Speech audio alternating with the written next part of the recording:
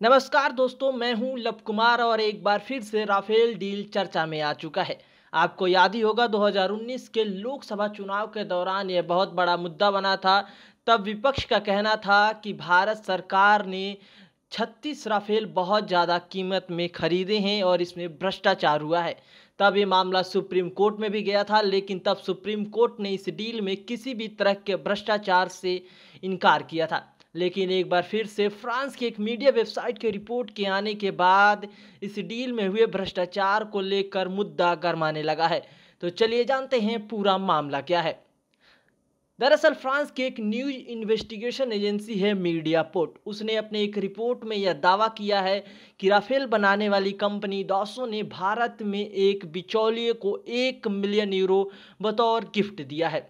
Report में यह दावा किया गया है कि भारत सरकार और फ्रांस की सरकार के बीच 2016 में जो 36 राफेल विमान का डील हुआ था, उसके बाद राफेल बनाने वाली कंपनी दासो ने 2017 में डेप्सस सॉल्यूशन नाम की कंपनी को 1 मिलियन यूरो दिए हैं। और ये खुलासा तब हुआ जब फ्रांस की एंटी करप्शन एजेंसी एएफए ने दासो के खाते का ऑडिट किया। मीडियापोर्ट के रिपोर्ट के मुताबिक खुलासा होने पर दौसों ने सफाई में फ्रांस की एंटी करप्शन एजेंसी एएफए को कहा था कि यह पैसा डेप्सस सॉल्यूशन नाम के कंपनी को राफेल लड़ाकू विमान के 50 डमी मॉडल बनाने के लिए दिए गए थे। लेकिन आपको ये जान के हैरानी होगी कि अभी तक ऐसा कोई भी मॉडल नहीं बना है। यहाँ आपको बताते चले कि भारत और फ्रांस के बीच में राफेल को लेकर जो डील हुई थी, उसमें ये कहा गया था कि जो भी पैसा भारत सरकार राफेल खरीदने के लिए देगी, उसमें से कुछ पैसा राफेल बनाने वाली कंपनी भारत में इन्वेस्ट करेगी।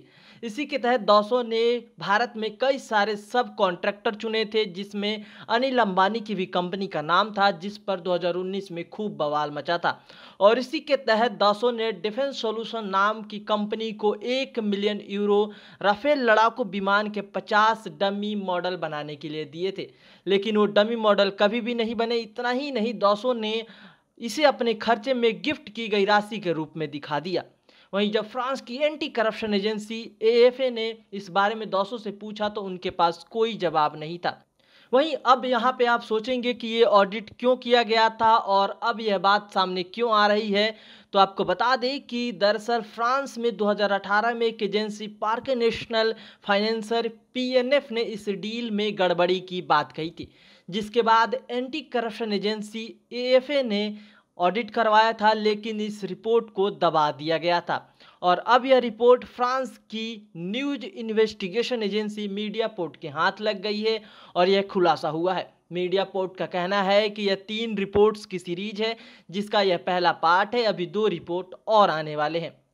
वहीं आपको बताते चले कि भारत में जिस बिचौलिए डेप्सस सॉल्यूशन को 1 मिलियन यूरो देने की बात कही जा रही है, उस कंपनी के मालिक सुषेण गुप्ता पहले भी अगस्ता वेस्टलैंड घोटाले के केस में जेल जा चुके हैं। 2019 में ईडी ने इन्हें मनी लॉन्ड्रिंग के मामले में गिरफ्तार किया था, लेकिन फिलहाल वो जमानत पर बाहर है।